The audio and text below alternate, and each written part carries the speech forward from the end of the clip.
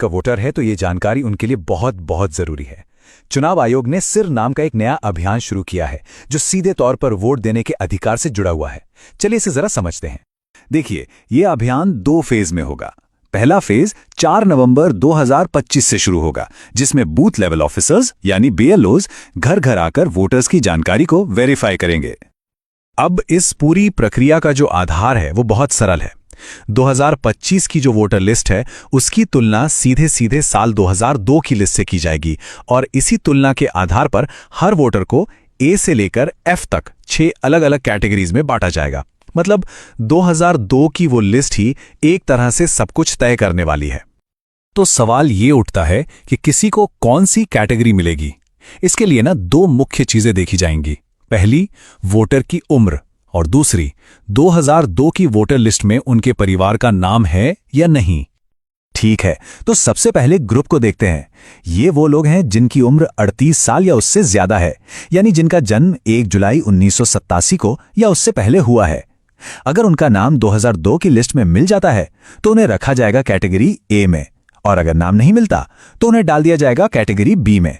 एकदम सीधा सा हिसाब है।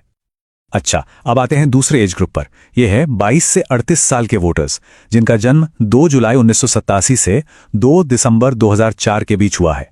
अगर इनके माता या पिता दोनों में से किसी एक का भी नाम 2002 की सूची में है तो उन्हें मिलेगी कैटेगरी सी। लेकिन अगर माता पिता दोनों में से किसी का भी नाम उस लिस्ट में नहीं है तो फिर उन्हें कैटेगरी डी में रखा जाएगा। और आखिर में बात करते हैं सबसे यंग वोटर्स की, यानी 18 से 21 साल के वोटर्स की। यहां पर नियम थोड़े और सख्त हैं। इन्हें कैटेगरी ई में आने के लिए माता और पिता दोनों का नाम 2002 की लिस्ट में होना जरूरी है। अगर एक का भी नाम नहीं मिला तो उन्हें सीधे कैटेगरी एफ में डाल दिया जाएगा। तो ये जो A B C D categories हैं, इनका आखिर मतलब क्या है? इसका जवाब मिलता है हमें दूसरे फेज में। आपकी कैटेगरी ही ये तय करेगी कि आपको अपना वोट देने का अधिकार बनाए रखने के लिए कौन से और कितने डॉक्यूमेंट्स जमा करने पड़ेंगे, और कुछ मामलों में अपना वोट देने का अधिकार बचाने के लिए इतने डॉक्यूमेंट्स तक देने पड़ सकते हैं। चलिए इस टेबल को जरा ध्यान से समझते हैं। अगर कोई कैटेगरी ए में है तो बहुत बढ़िया, उन्हें कोई प्रूफ नहीं देना होगा।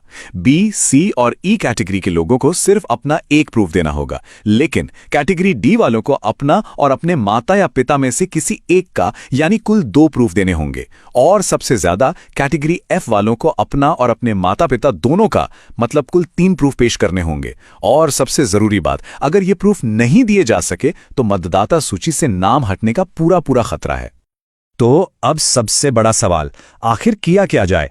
घबराने की जरूरत बिल्कुल नहीं है। कुछ बहुत आसान कदम हैं जो अभी से उठाए जा सकते हैं ताकि आगे चलकर कोई भी परेशानी ना हो। तो सवाल यह है कि पहले फेज की तैयारी के लिए हम अभी से राइट नाउ क्या कर सकते हैं? देखिए, हमारा लक्ष्य होना चाहिए कि हम सबसे आसान कैटेगरीज ए, सी और ई में आ जाएं। इसके लिए क्या करना होगा? जिनकी उम्र 41 साल से ज्यादा है वो 2002 की लिस्ट से अपना नाम, भाग संख्या और क्रम संख्या ढूंढकर अपने बीएलओ को दे दें। जो 21 से 38 साल के हैं वो अपने माता या पिता में से किसी एक की 2002 की लिस्ट की जानकारी अपने बीएलओ को दे दें। और जो 18 से 21 साल की युवा वोटर हैं वो अपने माता और पिता दोनों की 2002 की जानकारी निकालकर अपने बीएलओ को दे दें। एक बात याद रखिए, अभी से ये थोड़ी सी मेहनत करने का फायदा बहुत बड़ा है।